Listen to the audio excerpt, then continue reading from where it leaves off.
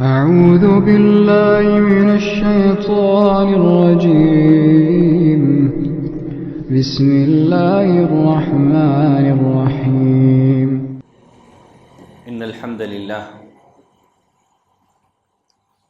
نحمده ونستعينه ونستغفره ونعوذ بالله من شرور أنفسنا ومن سيئات أعمالنا من يهده الله فلا مضل له ومن يضلله فلا هادي له وأشهد أن لا إله إلا الله وأشهد أن محمدا عبده ورسوله.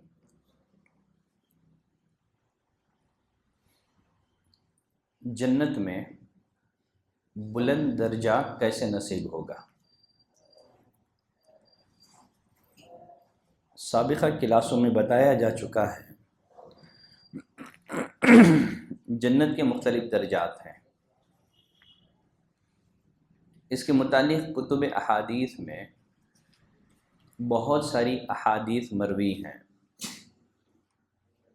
ابو سعید خدری رضی اللہ تعالیٰ عنہ سے روایت ہے، نبی کریم صلی اللہ علیہ وسلم نے فرمایا ان اہل الدرجات العلی لا یراہم من تحتہم، جنت میں بلند درجات والوں کو ان کے نیچے کے درجات والے اس طرح دیکھیں گے جس طرح تم میں کا کوئی شخص آسمان کے کنارے پر طلوع ہونے والے ستارے کو دیکھتا ہے.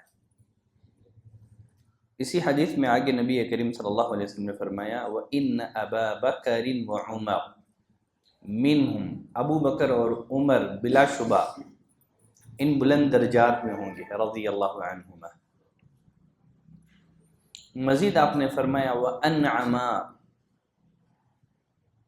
انعام اور اکرام کے لحاظ سے وہ درجات بہت خوب تر ہیں. جنت میں کسی کو اعلیٰ درجے کی جنت ملے گی، کسی کو درمیانی درجے کی جنت ملے گی، کسی کو لو کلاس جنت ملے گی. ادنا ترین جنتی کو جو جنت ملے گی وہ اس دنیا سے 10 گنا بڑی ہوگی. میں پہلے بتا چکا ہوں. تو کسی کو ہائی کلاس جنت ملے گی، کسی کو مڈل کلاس، کسی کو لو کلاس. اہل درجات جنت میں ایک نعمت میں نہیں ہوں گے. جنت کے ہر درجے میں ایسی نعمتیں ہوں گی جو اس کے علاوہ کسی اور درجے میں نہیں ہوں گی. جیسے جیسے درجات بلند ہوتے جائیں گے ویسے ویسے نعمتیں بھی اور درجات بھی وسیع سے وسیع ترین ہوتے چلے جائیں گے. درجات کے اعتبار سے جنتیوں میں اختلاف ہوگا، لیکن اس کے باوجود ان کے دلوں میں کسی طرح کا کوئی کینہ اور حسد نہیں ہوگا.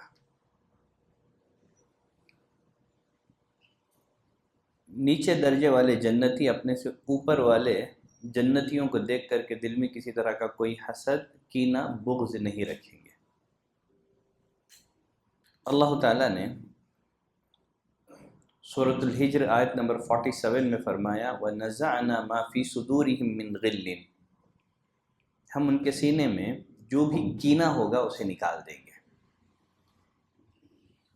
اخواناً علی سرر متقابلین، وہ بھائی بھائی بن کر تختوں پر آپس میں بیٹھ کر کے ڈسکس کریں گے. تو بھائی بھائی بنا کر کے جنت میں داخل کر دیا جائے گا. جنت میں کسی کے دل میں کسی طرح کا کوئی حسد، کینہ، بغض، نفرت نہیں ہوگی. ابو ہریرہ رضی اللہ تعالیٰ عنہ کی روایت میں جو کہ صحیح بخاری اور مسلم میں ہے، نبی کریم صلی اللہ علیہ وسلم نے فرمایا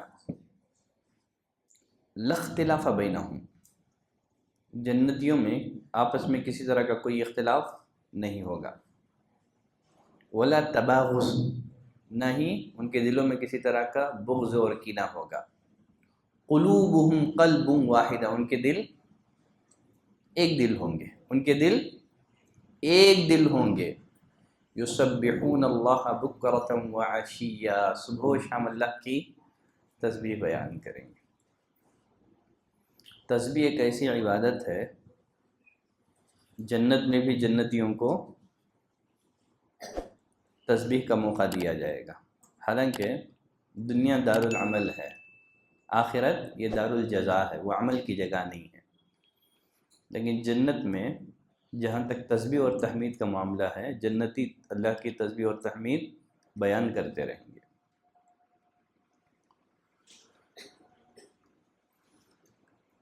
نبی کریم صلی اللہ علیہ وسلم سے احادیث میں یہ بات بھی منقول ہے، بعض مومن جنت میں ایک سے زیادہ درجے کے وارث ہوں گے، بعض لوگوں کو ایک سے زیادہ درجے ملیں گے۔ گویا ایک فلور جو ہے کسی کو مل جائے تو اس کی وسعت آسمان اور زمین کے برابر ہوگی، تو بعض لوگوں کو ایک سے زائد درجے ملیں گے۔ جیسے سید عائشہ رضی اللہ تعالیٰ عنہ کی روایت ہے، وہ فرماتی ہیں نبی کریم صلی اللہ علیہ وسلم نے فرمایا دخلت الجنہ فرأیت لزید بن عمرو بن نفیل درجتین، جنت میں داخل ہوا تو میں نے زید بن عمرو بن نفیل کے جنت میں 2 درجے دیکھے۔ زید بن عمرو بن نفیل کے جنت میں نے 2 درجے دیکھے۔ زمانے جاہلیت میں جو لوگ توحید پر قائم تھے، ملت ابراہیمی پر قائم تھے، ان میں ایک نام زید بن عمرو بن نفیل کا بھی ہے، زید بن عمرو بن نفیل کا بھی ہے، جو عمر بن الخطاب رضی اللہ تعالیٰ عنہ کے کزن بھائی ہیں۔ کہا کہ میں نے جنت میں ان کے لیے 2 درجے دیکھے ہیں۔ سوال یہ ہے جنت میں یہ درجات کیوں ہیں؟ کیوں سارے کے سارے جنتیوں کو ایک درجے کی جنت نہیں ملتی ہے؟ یہ درجات کیوں ہیں؟ جس طرح دنیا میں لوگ مقام اور مرتبے کے لحاظ سے ایک دوسرے سے مختلف ہیں، اسی طرح آخرت میں بھی عمل صالحہ کی وجہ سے ان کے درجات میں اختلاف پایا جاتا ہے۔ جیسے اللہ تعالیٰ نے فرمایا سورۃ الاسراء آیت نمبر 21 میں انظر کیف فضلنا بعضهم علی بعض، دیکھو ہم نے کس طرح بعض کو بعض پر فضیلت دی ہے۔ وللآخرۃ اکبر درجات، آخرت تو درجات میں بہت بڑی ہے، وہ اکبر تفضیلا، اور فضیلت کے اعتبار سے بھی بڑھ کر ہے۔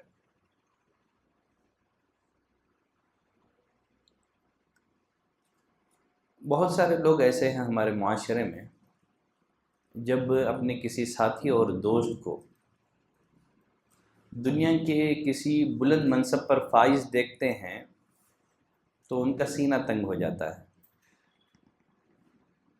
اور اپنے دوستوں سے، اپنے ساتھیوں سے آگے بڑھنے کے لیے سر توڑ کوشش کرتے ہیں، جد و جہد کرتے ہیں،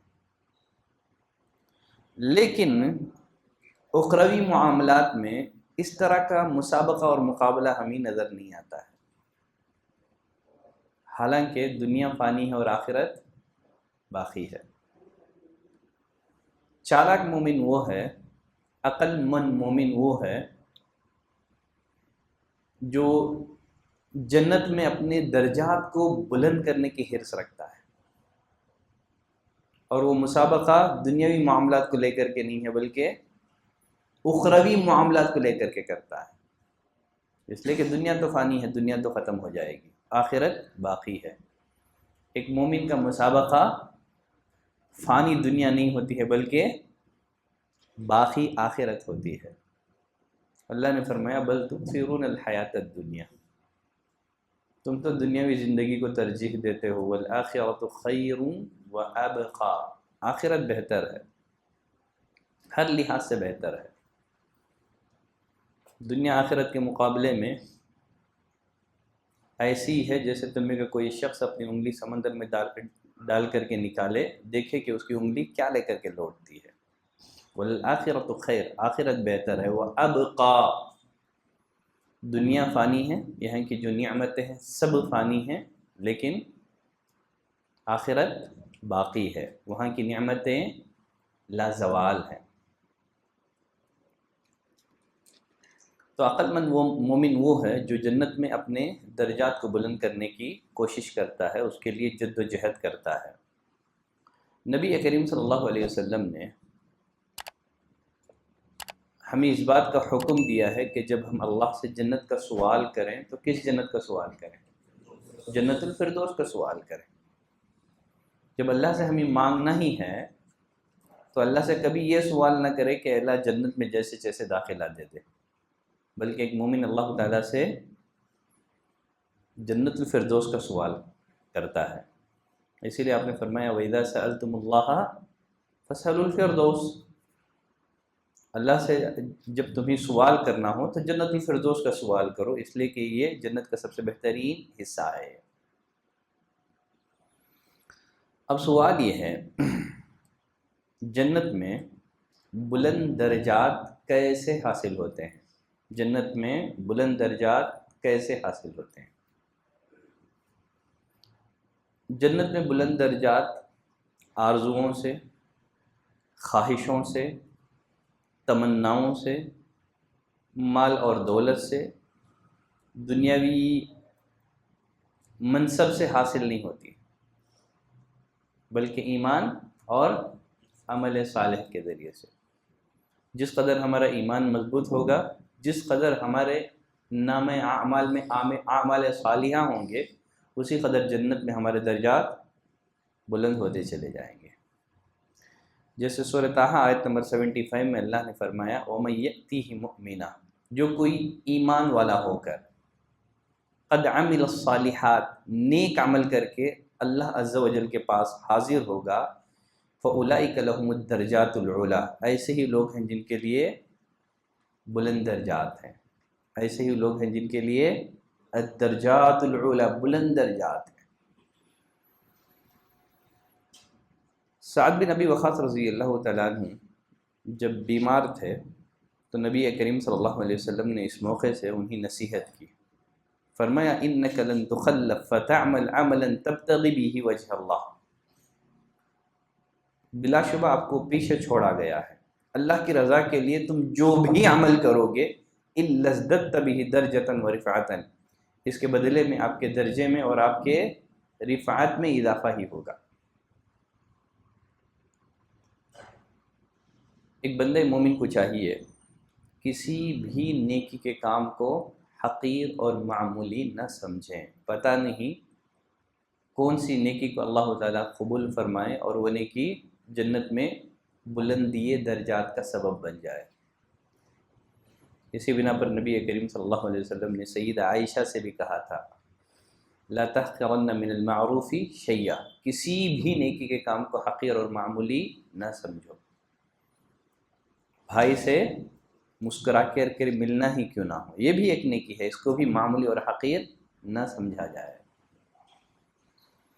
سابقہ کلاس میں نے جنت میں نبی کریم صلی اللہ علیہ وسلم کی رفاقت کیسے حاصل ہوگی اس کے اسباب میں نے ذکر کر دیے ہیں۔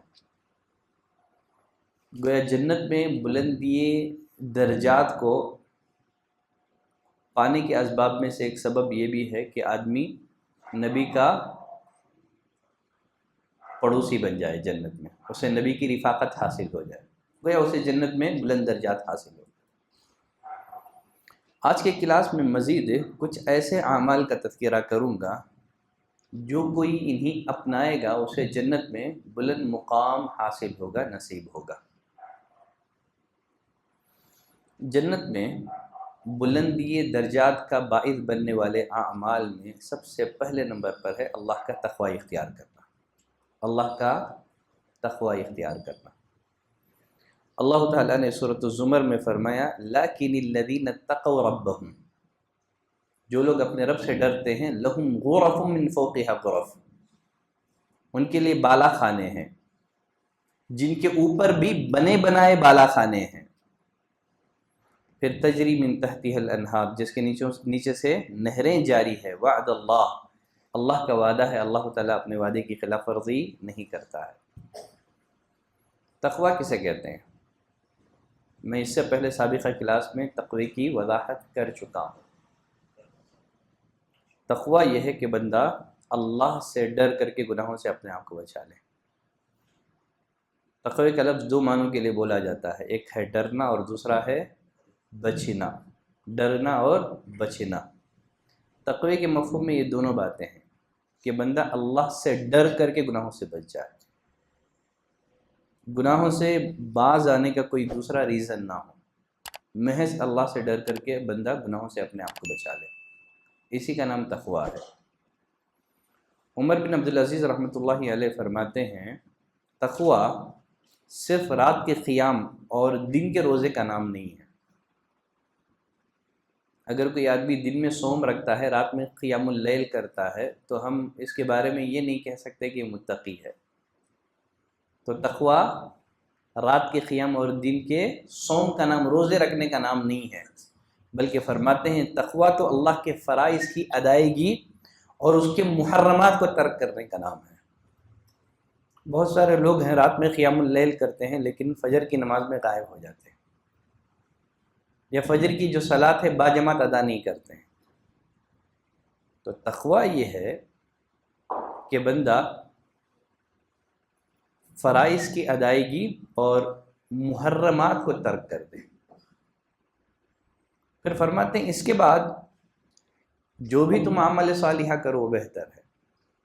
سب سے پہلے فرائض کی ادائیگی پر توجہ دی جائے اور محرمات سے بچا جائے۔ علامہ ابن کثیر رحمۃ اللہ علیہ نے اپنی تفسیر میں، ابن المعتز ایک شاعر ہے، اس کے کچھ اشعار انہوں نے ذکر کیے ہیں۔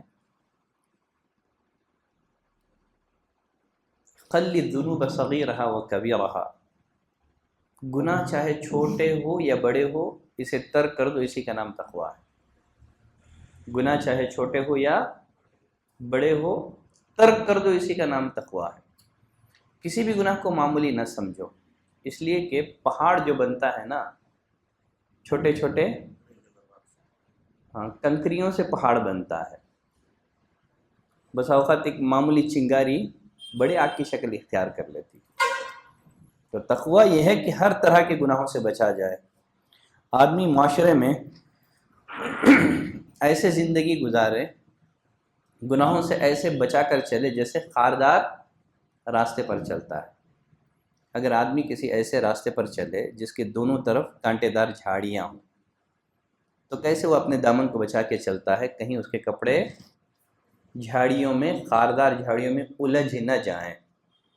تو اسی کا نام تقوی ہے کہ بندہ معاشرے میں زندگی گزارتے ہوئے اپنے آپ کو شبہات اور شہوات، اصل میں شیطان نے ہمیں گمراہ کرنے کے لیے دو طرح کے جال بچھاتا ہے۔ کتنی طرح کے؟ دو طرح کے جال ہیں،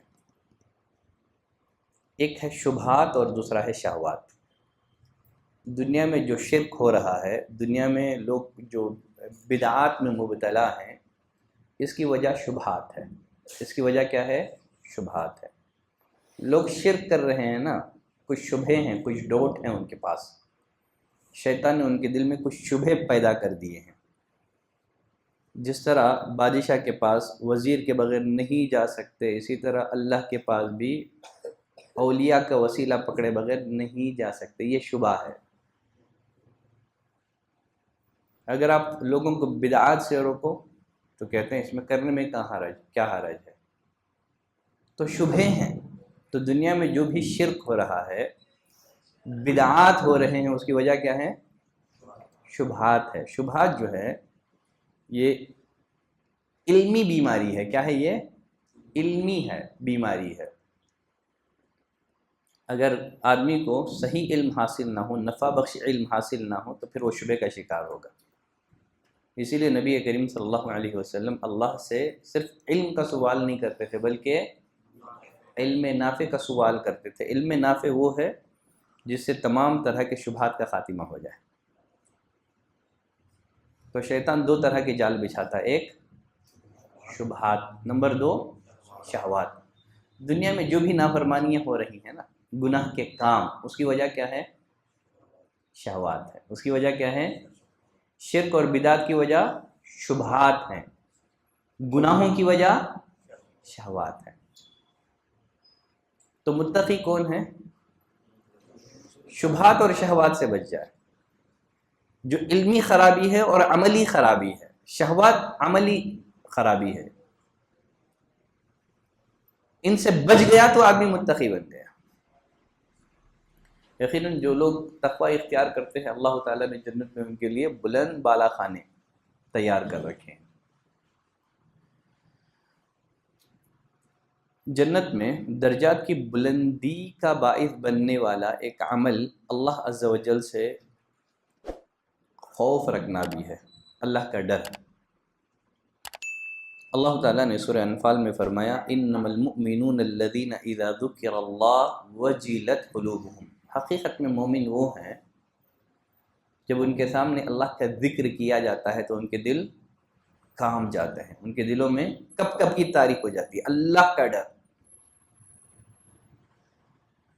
آگے اللہ تعالیٰ نے ان مومنوں کے کچھ اوصاف ذکر کیے ہیں، وَإِذَا تُلِيَتْ عَلَيْهِمْ آيَاتُهُ زَادَتْهُمْ ایمانا، جب ان کے سامنے اللہ کی آیتیں پڑھی جاتی ہیں تو اس سے ان کا ایمان بڑھ جاتا ہے۔ وَعَلَىٰ رَبِّهِمْ يَتَوَكَّلُونَ، یہ اپنے رب پر توکل اور بھروسہ کرتے ہیں۔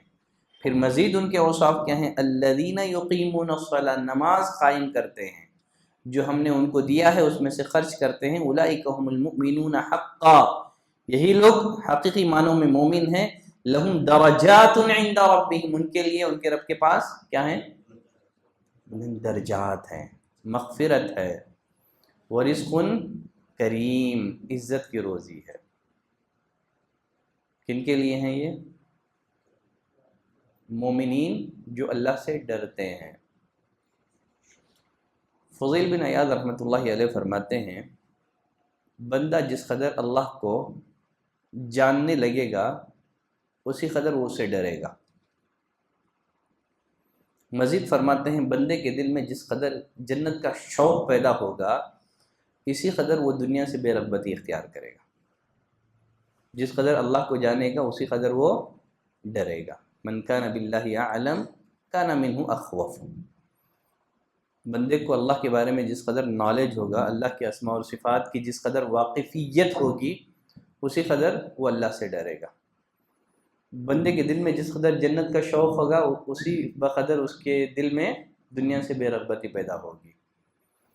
اللہ تعالیٰ نے قرآن مجید میں اپنی ذات سے خوف کھانے والے ہر شخص کو خوشخبری دی ہے، ایک جنت کی نہیں ہے بلکہ کتنے جنتوں کی؟ دو جنتوں کی۔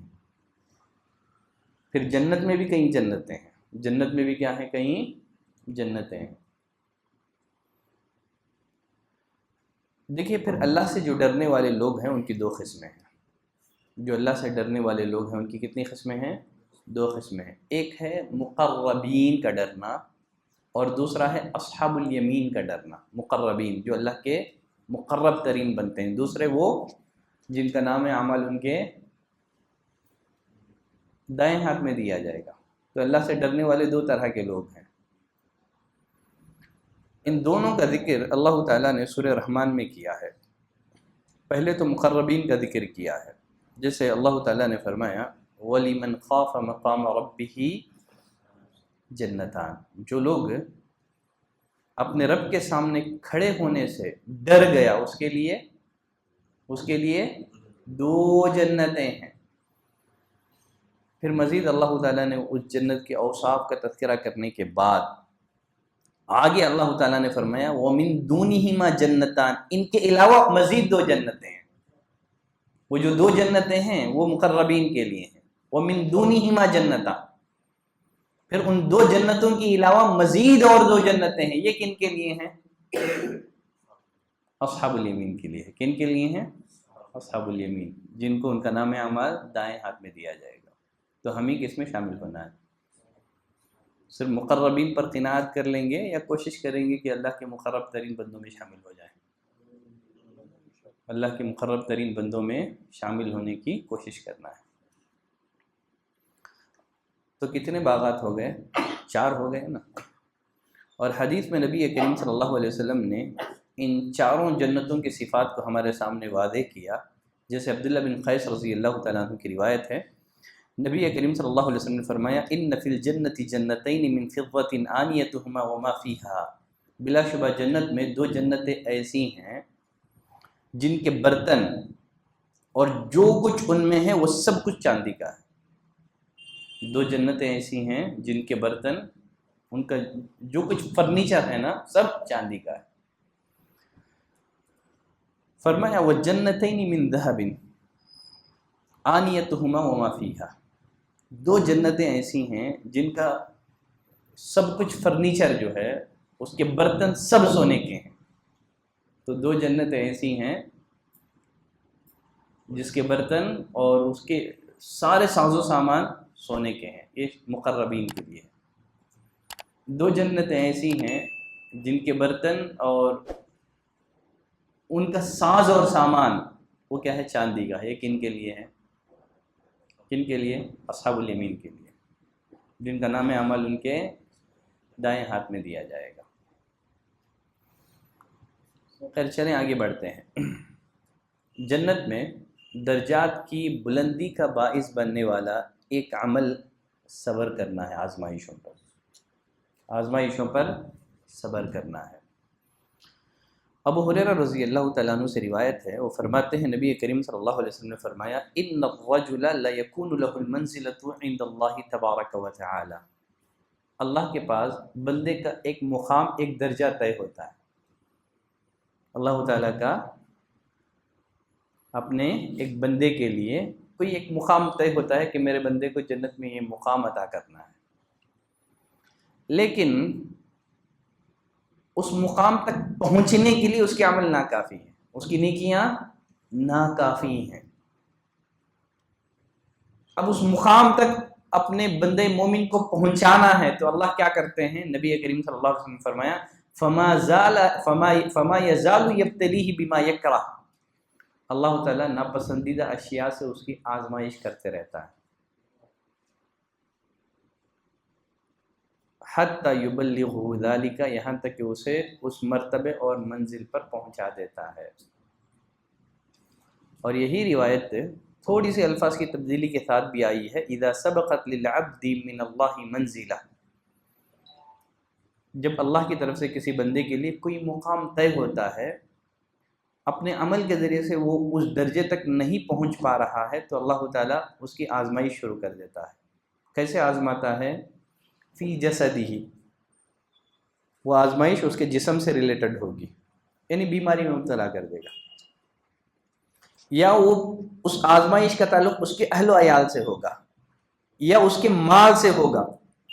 پھر مزید کیا ہوگا؟ ثم صبرہ علی ذلک، اللہ آزماتا ہے پھر صبر کی توفیق بھی دیتا ہے، پھر اللہ ہی صبر کی توفیق دیتا ہے، حتی ینال المنزلۃ التی سبقت لہ من اللہ، تاکہ اسے وہ درجہ مل جائے جو اللہ کی طرف سے اس بندے مومن کے لیے طے ہے۔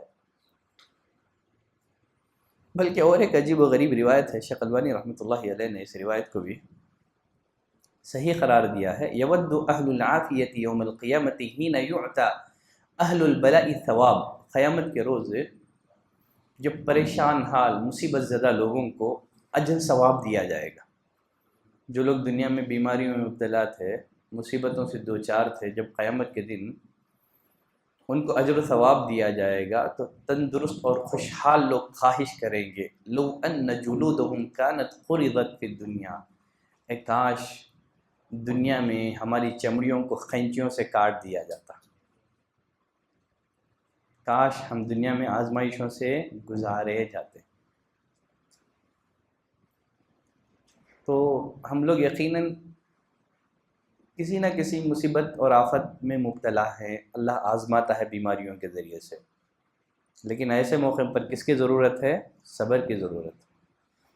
اللہ کے فیصلوں سے راضی رہیں، قیامت کے دن جو اجر اور ثواب ملنے والا ہے اسے دیکھ کر کے اہل عافیت تمنا کریں گے کہ کاش دنیا میں ہماری چمڑیوں کو قینچیوں سے کاٹ دیا جاتا، کتر دیا جاتا۔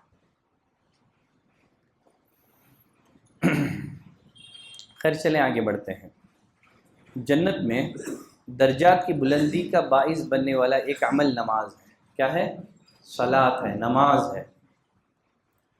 نماز سے متعلقہ بہت سارے اعمال ایسے ہیں جو جنت میں بلندی درجات کا باعث بننے والے ہیں، صلاۃ سے متعلقہ اعمال میں بھی، جیسے نماز کی ادائیگی کے غرض سے مسجد کو چلنا، نماز کی ادائیگی کے غرض سے چلنا، یہ بھی جنت میں بلندی درجات کا باعث بننے والا عمل ہے۔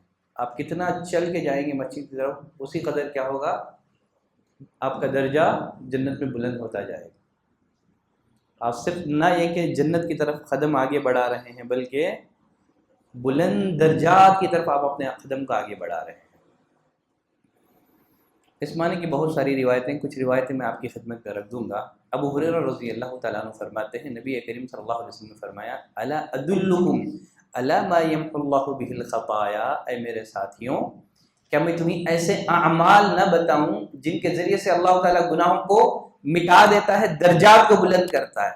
صحابہ نے کہا، اللہ کے رسول ضرور بتائیے۔ نبی کریم صلی اللہ علیہ وسلم نے فرمایا، اسباغ الوضوء علی المکارہ، ناپسندیدہ حالات میں بھی مکمل وضو کرنا، نہ چاہتے ہوئے بھی مکمل وضو کرنا۔ ٹھنڈ کا موسم ہے لیکن پھر بھی مکمل وضو کر رہے ہیں، کیوں؟ تاکہ درجات بلند ہو، تاکہ گناہ معاف کر دیے جائیں۔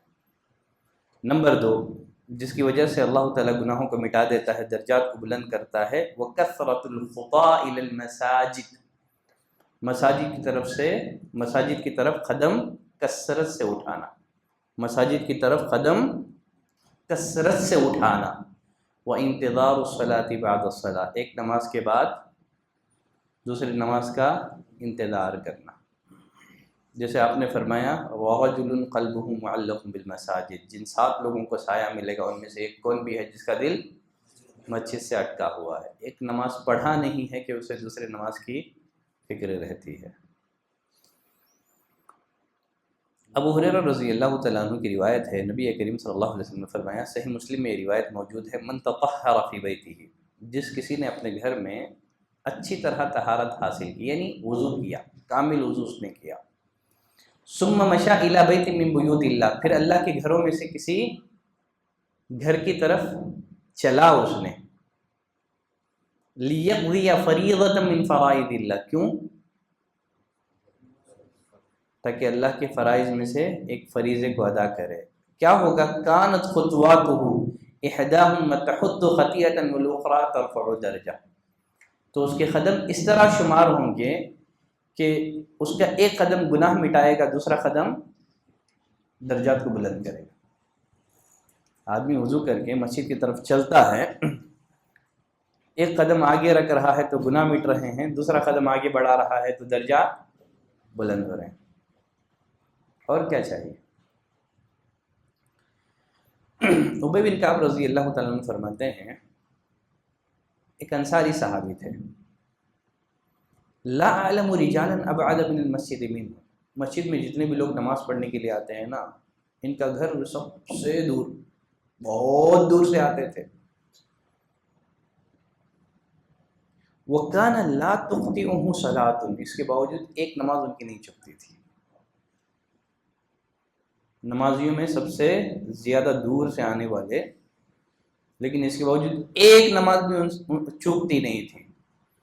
لوگوں نے ان سے کہا کہ آپ اتنی دور سے مسجد کی صلاۃ کی ادائیگی کے لیے چل کر آتے ہیں، لو اشتریت حمارا ترکبہ، گدھا خرید لو تاکہ تم اس پر سوار ہو کر کے تاریکیوں میں اور سخت گرمیوں میں آ سکو، ایک سواری خرید لو۔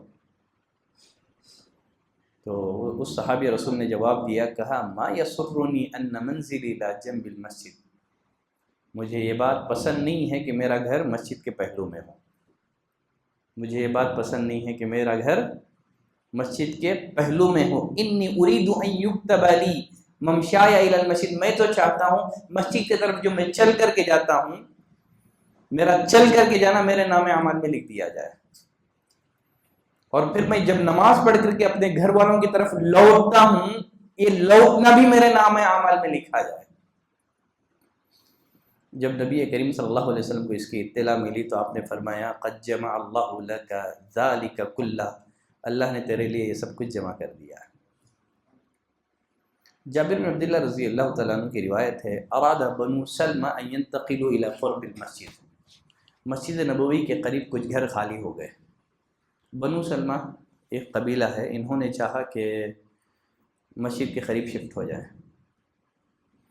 نبی کریم صلی اللہ علیہ وسلم کو اس کی اطلاع ملی تو آپ نے فرمایا انہ بلغنی انکم تريدون ان تنتقلوا قرب المسجد، مجھے اطلاع ملی ہے کہ تم مسجد کے قریب شفٹ ہونا چاہتے ہو۔ انہوں نے کہا اللہ کے رسول آپ نے صحیح سنا ہے، ہم مسجد کے قریب شفٹ ہونا چاہتے ہیں۔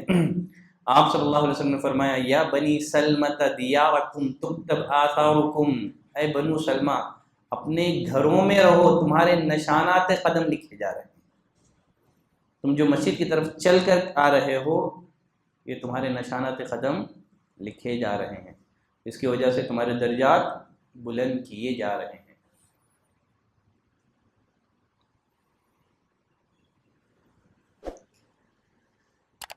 دیکھیے جمعہ کے دن اگر آپ صلاۃ کی ادائیگی کے لیے چل کر جاتے ہیں، عام نمازوں کے لیے تو ثواب ہے ہی ہے، لیکن جمعہ کی صلاۃ کے لیے اگر آپ غسل کر کے جمعہ میں حاضری کی نیت سے نکلتے ہیں تو اس کا فائدہ کیا ہوگا؟ اوس بن اوس رضی اللہ تعالیٰ عنہ فرماتے ہیں نبی کریم صلی اللہ علیہ وسلم نے فرمایا من غسل یوم الجمعہ واغتسل، جو جمعہ کے دن سر دھوتا ہے، اچھی طرح سے غسل کرتا ہے، کامل غسل کرتا ہے، ثم بکر وابتکر، پھر صبح سویرے جلدی مسجد کا رخ کرتا ہے اول وقت میں، وہ مشا ولم یرکب، چل کے جاتا ہے، سوار نہیں ہوتا ہے، مشا ولم یرکب، چل کے جاتا ہے، سوار نہیں ہوتا ہے، ودنا من الامام، مسجد میں جانے کے بعد امام کے قریب ہو کر کے بیٹھتا ہے۔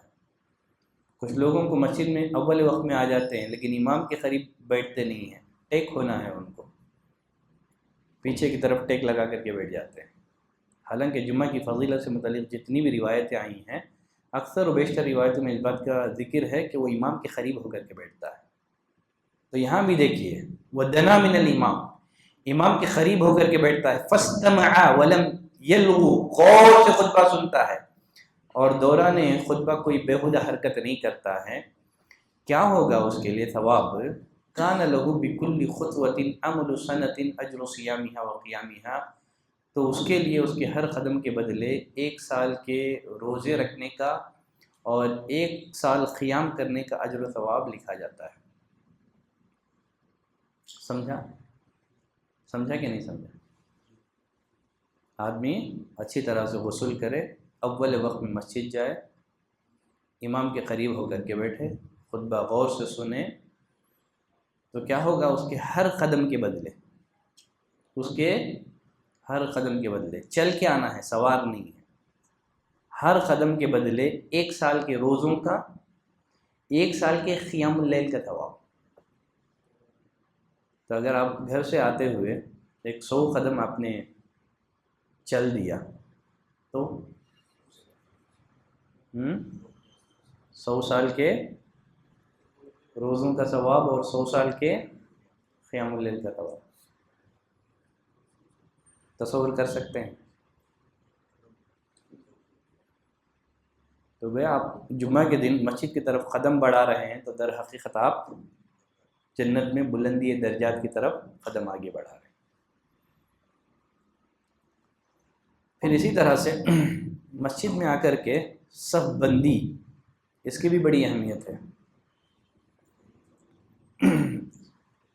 درمیانی صفوں میں خلا موجود ہے تو اس کو پر کر دینا ہے، درمیان میں شیطان کے لیے جگہ نہیں چھوڑنا ہے۔ اگر آپ صف میں خلا دیکھ کر کے اس کو پر کر دیتے ہیں تو فائدہ کیا ہوگا؟ ام المومنین سیدہ عائشہ رضی اللہ تعالیٰ عنہ فرماتی ہیں نبی کریم صلی اللہ علیہ وسلم نے فرمایا ان اللہ و ملائکتہ یصلون علی الذین یصلون الصفوف، اللہ تعالیٰ اپنے ایسے بندوں کی تعریف کرتا ہے، فرشتے رحمت اور مغفرت کی دعا کرتے ہیں، کن کے لیے؟ کن کے لیے؟ جو صفوں کو جوڑتے ہیں، جو صفوں کو جوڑتے ہیں، خوب مل کے کھڑے ہوتے ہیں۔ صفوں کو جوڑنے والوں کی حق میں اللہ تعریف کرتا ہے، فرشتے اس کے لیے رحمت اور مغفرت کی دعا کرتے ہیں۔ اور آگے نبی کریم صلی اللہ علیہ وسلم نے فرمایا وَمَن سَدَّ فُرْجَةً رَفَعَهُ اللَّهُ بِهَا دَرَجَةً، جو اس صف کی خالی جگہ کو پر کرے گا اللہ تعالیٰ اس کے ذریعے سے اس کے ایک درجے کو بلند فرمائے گا۔ دیکھیں آپ مسجد میں پہنچے، آپ کیا کر رہے ہیں؟ خوب مل کے کھڑے ہو رہے ہیں، درمیان میں خلا ہونے نہیں دے رہے ہیں آپ، تو فائدہ کیا ہوگا؟ اللہ کی تعریف کے حقدار بنیں گے کہ اللہ آپ کی تعریف کرے گا، اور فرشتے آپ کے لیے مغفرت کی دعا کریں گے۔ اتنا ہی نہیں ہے بلکہ جنت میں درجہ بلند ہوگا آپ کے لیے۔ صف بندی کی اتنی زیادہ اہمیت کے باوجود مسلمانوں میں ایک بڑا طبقہ ایسا ہے جو صرف اس بنا پر کہ ان کے وہ امام نے اس بارے میں تعلیم نہیں دی ہے، وہ ان کے مذہب کے خلاف ہے، نہ جانے کتنی احادیث کو ترک کر دیتے ہیں، کتنی فضیلتیں ہیں صف بندی۔ آپ نے پوچھا ہے میرے صحابہ تم اس طرح صف کیوں نہیں باندھتے ہو جس طرح فرشتے رب العالمین کی بارگاہ میں باندھتے ہیں؟ فرشتوں کی صف بندی کا انداز کیا ہوتا ہے میں پہلے بھی بتا چکا ہوں، ایمان بالملائکہ میں یہ حدیث۔ فرشتے اگلی صفوں کو مکمل کرتے ہیں وَيَتَرَاصُونَ فِي الصَّفِّ، خوب مل کر کے کھڑے ہوتے ہیں۔ یہ فرشتوں کی صف بندی کا انداز، اسی ڈھنگ سے ہمیں دنیا میں صف باندھنے کا حکم دیا گیا ہے۔ نبی کریم صلی اللہ علیہ وسلم نے فرمایا اختلاف مت کرو، خوب مل کے کھڑے ہو جاؤ ورنہ اللہ دلوں میں اختلاف پیدا کر دے گا۔ آج دلوں میں پھوٹ کیوں ہے، اختلاف کیوں ہے؟ یہ جو ظاہری اختلاف ہے نا، باطنی اختلاف کا سبب بنتا ہے۔ یہ جو ظاہری اختلاف ہے کس کا سبب بنتا ہے؟ باطنی اختلاف کا۔ آج دلوں میں محبتیں کیوں نہیں ہیں؟ کیوں بغض کر رہے ہیں؟ کیونکہ ہم نے نبی کی اس حدیث کو، اس سنت کو چھوڑ دیا، تو اللہ تعالیٰ نے نتیجے میں بطور عذاب کے دلوں میں نفرت پیدا کر دی۔ اختلاف مت کرو ورنہ اللہ دلوں میں پھوٹ ڈال دے گا۔ تو ظاہری اختلاف باطنی اختلاف کا سبب بنتا ہے۔ تو شریعت میں ہمیں یہ جو ظاہری اختلاف ہے اس سے بھی منع کیا گیا ہے۔ خیر چلیں آگے بڑھیں۔ اگر آپ نماز پڑھتے ہیں تو فائدہ کیا ہوگا؟ چل کے گئے، صف بندی کی آپ نے، پھر اس کے بعد آپ نے نماز ادا کی۔ ابو امامہ الباہلی رضی اللہ تعالیٰ عنہ فرماتے ہیں نبی کریم صلی اللہ علیہ وسلم نے فرمایا ایما رجل قام الى وضوئه يريد الصلاة، جو شخص نماز کے ارادے سے وضو کرے، ثم غسل کفیہ، اور دوران وضو کیا کر رہا ہے؟ اپنے ہاتھوں کو دھو رہا ہے۔ فائدہ کیا ہوگا؟ پانی کے پہلے خطرے کے ساتھ ہی اس کے ہاتھ کے گناہ جھڑ جائیں گے۔ کلی کرے گا، ناک میں پانی لے کر کے ناک جھاڑے گا تو فائدہ کیا ہوگا؟ نزلت خطیئتہ من لسانہ، زبان کے گناہ، ہونٹوں کے گناہ پانی کے پہلے خطرے کے ساتھ جھڑ جائیں گے۔ فَإِذَا غَسَلَ وَجْهَهُ، چہرہ دھوتا ہے تو اس کے آنکھوں کے گناہ، کان کے گناہ پانی کے پہلے خطرے کے ساتھ ختم ہو جاتے ہیں۔ فَإِذَا غَسَلَ يَدَيْهِ إِلَى الْمِرْفَقَيْنِ، پھر اپنے ہاتھوں کو کہنیوں تک دھوتا ہے اور اپنے پیروں کو ایڑیوں تک دھوتا ہے۔ سلم من کل ذنب هو له، تمام گناہوں سے ایسے پاک ہو جاتا ہے گویا اس کی ماں نے اسے آج ہی جنا ہے۔ پھر آگے نبی کریم صلی اللہ علیہ وسلم نے فرمایا فَإِذَا قَامَ إِلَى الصَّلَاةِ رَفَعَهُ اللَّهُ بِهَا دَرْجَةً، اب گناہ تو مٹ گئے ہیں، اب جو بھی نیکی کرے گا تو کیا ہوگا؟ درجات کی بلندی کا ذریعہ ہی بنیں گے۔ وضو سے گناہ مٹ گئے، آنکھ کے گناہ جھڑ گئے، کان کے جھڑ گئے، زبان کے جھڑ گئے، ہونٹوں کے جھڑ گئے، اب نماز پڑھے گا تو درجات بلند ہی ہوں گے نا۔ فرمایا فَإِذَا قَامَ إِلَى الصَّلَاةِ، پھر جب وہ نماز پڑھتا ہے رفع اللہ بها درجات، اللہ تعالیٰ اس کے درجات کو بلند کرتا ہے۔ وَإِنْ قَعَدَ قَعَدَ سَالِمًا، گناہ پڑھ کے بیٹھتا ہے تو ایسے بیٹھتا ہے جیسے گناہوں سے صاف ہو کر کے بیٹھا ہے۔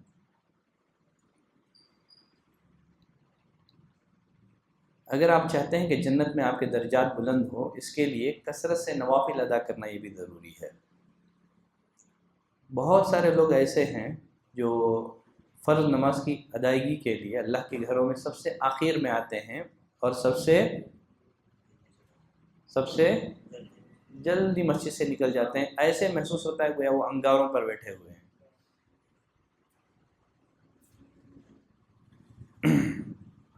اسی لیے اگر ہم چاہتے ہیں کہ جنت میں درجات بلند ہو، اس کے لیے نوافل کا اہتمام بھی ضروری ہے۔ عبادہ بن صامت رضی اللہ تعالیٰ عنہ فرماتے ہیں، نبی کریم صلی اللہ علیہ وسلم نے فرمایا، ما من عبد یسجد للہ سجدہ، اگر کوئی بندہ اللہ کے لیے ایک سجدہ ادا کرتا ہے، الا کتب اللہ لہ بہا حسنہ، اللہ اس ایک سجدے کے بدلے میں اسے ایک نیکی دیتا ہے، اس کا ایک گناہ مٹاتا ہے، ورفع لہ بہا درجہ، اللہ اس کا درجات بلند کرتا ہے۔ فاستکثروا من السجود، آپ نے فرمایا تم کثرت سے سجدے کیا کرو۔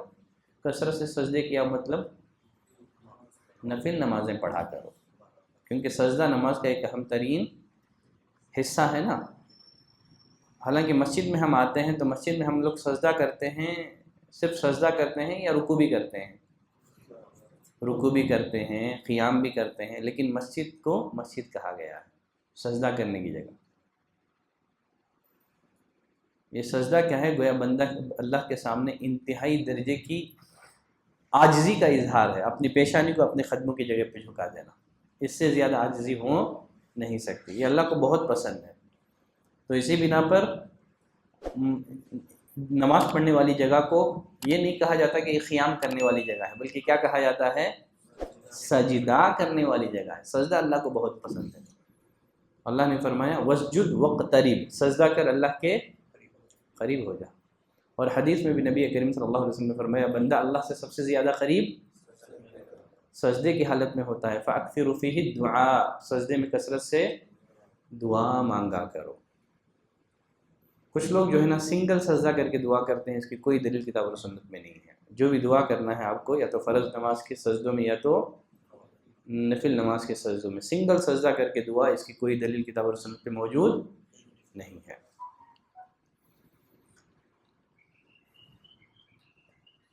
اگر آپ چاہتے ہیں کہ جنت میں آپ کے درجات بلند ہوں، اس کے لیے رمضان کے روزوں کا اہتمام ضروری ہے۔ کون سے؟ کچھ عمل میں بتاؤں گا، مزید یہ موضوع ہمارا اگلی کلاس میں بھی جاری رہے گا، ٹھیک ہے؟ ایک بڑی عجیب و غریب روایت ہے، شاید آپ نے رمضان میں یہ روایت سنی ہوگی، ماہ رمضان کے صوم کا اہتمام۔ طلحہ بن عبید اللہ فرماتے ہیں ان رجلین من بلی، قبیلے بلی کے دو آدمی رسول اللہ صلی اللہ علیہ وسلم کے پاس آئے، وکان اسلامہما جمیعا، دو لوگ آئے، دونوں نے بیک وقت اسلام قبول کیا۔ ان میں سے ایک جو تھا اشد اجتہاد من الاخر، ان میں کہ جو پہلا تھا دوسرے کے مقابلے میں عبادت میں بہت زیادہ جد و جہد کرنے والا تھا۔ فغزل مستحد، جو عبادت میں جد و جہاد کرنے والا تھا، اس نے جہاد میں شرکت کی، فاستشہد، شہید ہو گیا۔ سمجھ رہے ہیں؟ جو دوسرا آدمی جو بہت زیادہ عبادتوں میں محنت اور جد و جہد نہیں کرتا تھا، وہ 1 سال تک زندہ رہا، پہلے آدمی کی شہادت کے 1 سال بعد تک وہ زندہ رہا۔ ثم توفی، فطری موت مر گیا۔ پہلا شخص عبادت میں جد و جہد کرتا تھا، جہاد میں شرکت کی اور شہید ہو گیا۔ دوسرا بہت زیادہ عبادت میں جد و جہد نہیں کرتا تھا، بس اسے 1 سال کا مزید اللہ نے موقع دیا، فطری موت مر گیا۔ طلحہ بن عبید اللہ فرماتے ہیں فرأیت فی المنام، میں سویا ہوا تھا، میں نے خواب میں دیکھا، بین انا عند باب الجنہ، میں جنت کے دروازے پر ہوں۔ کہاں کھڑا ہوں میں؟ جنت کے دروازے پر۔ وہ دو لوگ بھی ہیں نا میرے ساتھ ہیں۔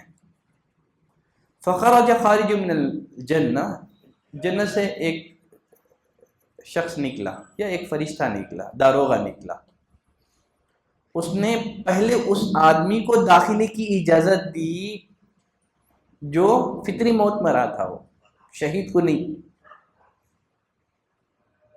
بعد میں فوت ہونے والے کو جنت کے داروغے نے اندر میں آنے کی اجازت دی، پھر جو شہید ہے نا اس کو بعد میں اجازت دی گئی، اور مجھ سے کہا گیا ارجع فإنک لم یأن لک بعد، تم واپس چلے جاؤ،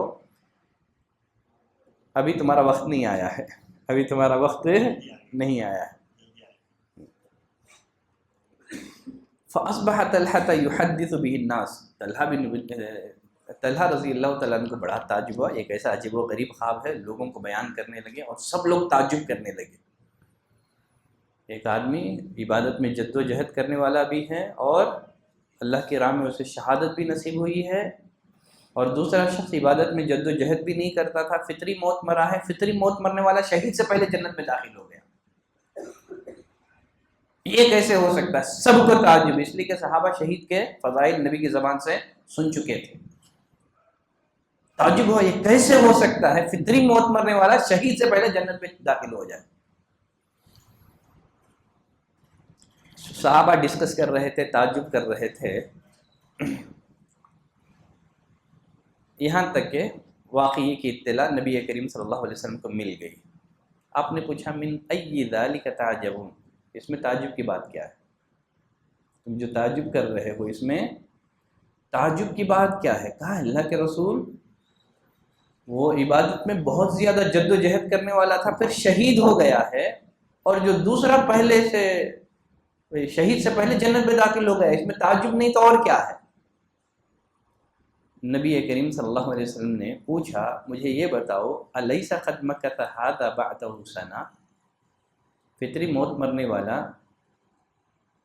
پہلی آدمی کی شہادت کے 1 سال بعد تک زندہ رہا کہ نہیں رہا؟ رہا کہ نہیں رہا؟ رہا نا؟ صحابہ نے کہا اللہ کے رسول بات صحیح ہے، اللہ نے اسے 1 سال کی مہلت دی۔ آپ صلی اللہ علیہ وسلم نے فرمایا وَأَدْرَكَ رَمْضَانَ فَصَامَ، رمضان میں روزے ملے تھے اسے، اس نے رمضان کو پایا، رمضان کے روزے رکھے، اور اتنے سال بھر میں اتنی نمازیں، اتنے سجدے کر دیے۔ کیا یہ بات نہیں ہے؟ صحابہ نے کہا ہاں اللہ کے رسول بات یہی ہے۔ آپ نے فرمایا فما بینہما ابعد مما بین السماء والارض، آپ نے فرمایا ان دونوں کے درمیان درجات میں اتنا فاصلہ ہے جتنا آسمان اور زمین کے درمیان فاصلہ ہے۔ تو اسی لیے ایمان اور عمل صالح کے ساتھ لمبی موت اللہ کی بہت بڑی نعمت ہے۔ کس کے ساتھ؟ نبی کریم صلی اللہ علیہ وسلم سے سوال کیا گیا اللہ کے رسول مومنوں میں سب سے افضل مومن کون ہے؟ کیا فرمایا آپ نے؟ من طال عمرہ وحسن عملہ، عمر لمبی ہونا، عمل اچھے ہونا، ٹھیک ہے، عمر لمبی اور اعمال اچھے، تو اعمال صالحہ کے ساتھ لمبی عمر اللہ کی بہت بڑی نعمت ہے۔ ایک رمضان مل گیا آپ کے جنت میں درجات کہیں سے کہیں بلند ہو گئے، لیکن ضرورت ہے کہ احتساب ہو۔ من صام رمضان ایمان و احتساب، اللہ سے اجر کی امید کے لیے روزہ رکھنا ہے۔ لوگ کیا کہیں گے نہیں روزہ رکھیں گے تو، کچھ لوگ صحت بنانے کے لیے روزہ رکھ رہے ہیں، کچھ عادتاً روزہ رکھ رہے ہیں، یہ سب نہیں ہونا، یہ سب فضائل ہمارے سامنے ہونا ہے۔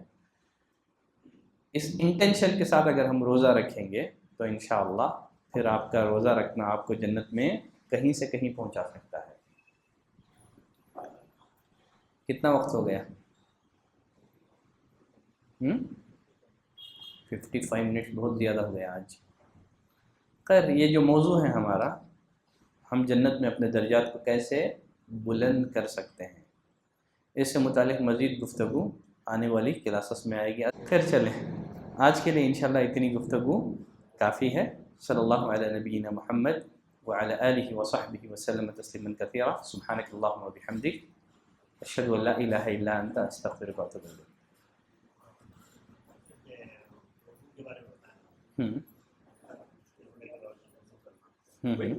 دعا کے بعد اٹھے لوگ، دعا کے بعد اٹھے محروم ہو جاتے ثواب سے۔ نہیں کر سکتے ہیں، یہ بھی اللہ کی طرف سے ایک سہولت اور آسانی ہے۔ نہیں آپ اللہ کی سہولت کو کیا بولے؟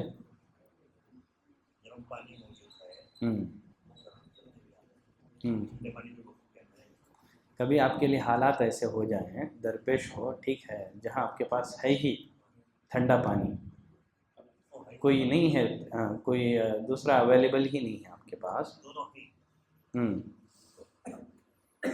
دونوں ہیں، گاڑی بھی ہے چل کے جانا کیونکہ اس کے لیے پرٹیکولر فضیلت ہے چل کر جانے کی جو ہے نا. گرم پانی اور ٹھنڈا پانی. اس طرح ایسے اگر ایسا پرٹیکولر آ جاتی کہ نہیں ٹھنڈے پانی سے ہی وضو کرنا ہے گرم سے نہیں کرنا ہے، خود جو ہے نا ٹھنڈے موسم میں چاہے گرم پانی ہو یا ٹھنڈا پانی ہو، آدمی پر نیند کا غلبہ ہوتا ہے، خود وضو کرنا ہی اس کے لیے کیا ہوتا ہے، صبر آزما ہوتا ہے. ٹھیک ہے، چاہے ٹھنڈا ہو چاہے گرم ہو، ٹھنڈ کے موسم میں خود نیند سے اٹھنا اور وضو کرنا ایک آدمی کے لیے یہ بڑا یعنی ایک صبر آزما یہ ہے. ایسا آپ نے نہیں فرمایا کہ گرم پانی یوز ہی نہیں کر سکتے، وہاں آپ نے وضاحت کر دیا چل کے جانا ہے سواری رہے تو بھی بول کے. یہاں اس طرح کی کوئی صراحت نہیں ہے.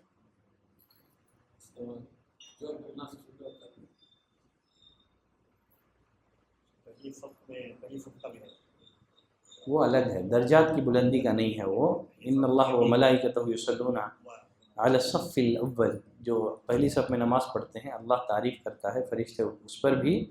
بقیہ وہ کون لوگ ہیں جن پر فرشتے رحمت کی دعا کرتے ہیں؟ فرشتوں کی رحمت پانے والے لوگ اور لعنت پانے والے لوگ. ٹھیک ہے، یہ بھی ایک موضوع تھا، میں اس کو بھی اوورٹیک کر کے آگے بڑھ گیا فرشتوں کے باب میں. ٹھیک ہے،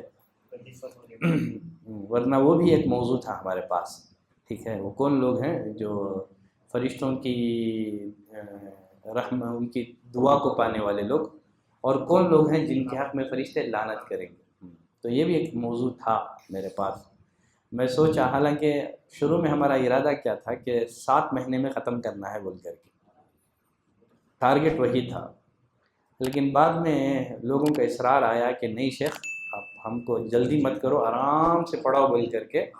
تو اس کے بعد میں نے کیا کیا، آرام سے پڑھانا شروع کر دیا، ورنہ اس سے پہلے ایک ٹارگٹ لے کے جا رہا تھا میں. تو اس لیے کچھ شروع میں کچھ موضوعات میں اس کو جانتے بوجھتے جو ہے نا چھوڑ کے آگے بڑھ گیا تھا.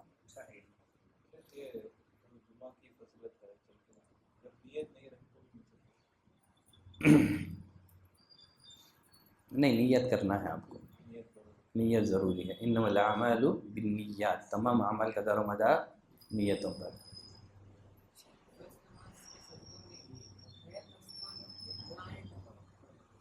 فرض نماز کے سجدوں میں غیر مسنون دعائیں کر سکتے ہیں، کوئی حرج نہیں.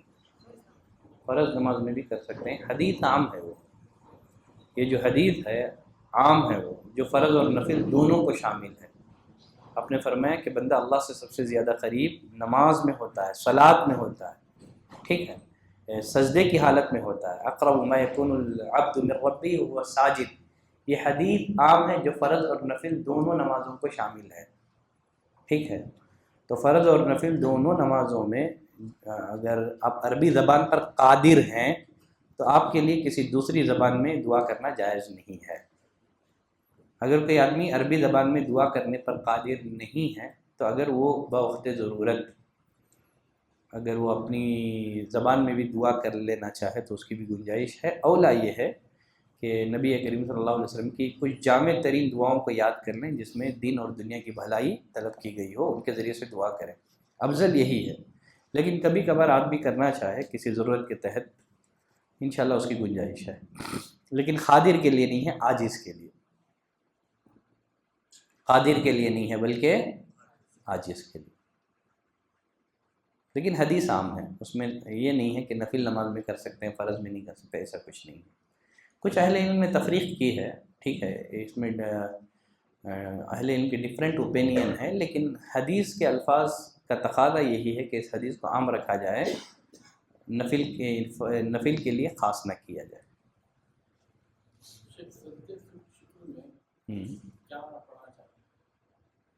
سجدہ شکر میں کوئی مخصوص دعا کی کوئی بھی تحدید نہیں ہے، کوئی پرٹیکولر کوئی دعا کرنا ہے. آدمی اللہ کی تعریف کرے، اس میں کوئی بھی دعا آپ اللہ سجدہ شکر میں کر سکتے ہیں، اس لیے کہ کوئی پرٹیکولر دعا ثابت نہیں ہے.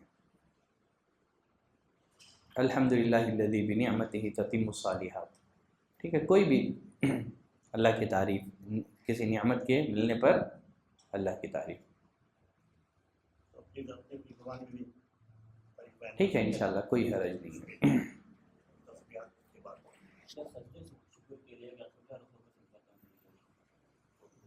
ضروری نہیں ہے، نہ وضو ضروری ہے، نہ اللہ اکبر بولنا ضروری ہے. آدمی جہاں ہے اب وہ کہاں وہ موبائل نکالے گا، ڈائریکشن دیکھے گا. ٹھیک ہے، ہاسپٹل میں ہے، ملی اطلاع، سجدے میں گر جائے گا. اب موبائل اٹھا کر کے کون سے ڈائریکشن میں ہوں میں وہ سب دیکھنے کی ضرورت نہیں ہے. اب موبائل نہیں ملا تو پھر کسے پوچھیں گے آپ کون سا ڈائریکشن ہے بول کے. ٹھیک ہے، وہ سب ڈائریکشن یہ سب پابندی سجدے شکر کے لیے نہیں ہے. پھر اس پہ ادھر آؤ. مل گئی، معلوم ہے آپ کو فلاں ڈائریکشن میں قبلہ ہے اور آپ قبلے رخ ہو سکتے ہیں تو اچھی بات ہے. ٹھیک ہے، نہیں ممکن نہیں ہے، تکلفات نہ کریں. معلوم ہے تو سجدے کی طرف قبلے کی طرف گر جائیں، معلوم نہیں ہے تو پھر تکلفات کی کچھ بھی ضرورت نہیں ہے. ہاں ہاں ہاں نہیں نہیں کر لیا جائے گا. رہا تو ٹھیک ہے ورنہ ضروری ہے، اس کے لیے بھی ضروری نہیں ہے. ممکن ہے تو اچھا ہے، ان سب کے لیے جہاں تک ممکن ہے اچھا ہے، ورنہ ضروری نہیں بول سکتے، کمپلسری نہیں بول سکتے.